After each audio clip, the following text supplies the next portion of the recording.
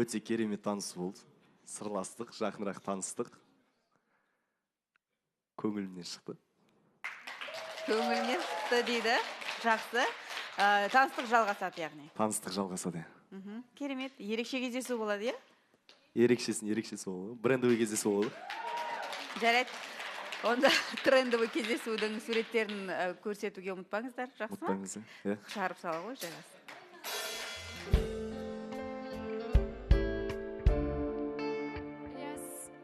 Я, это Wings. Ильяс бренд, Ильяс хит, Ильяс тренд. Это всегда.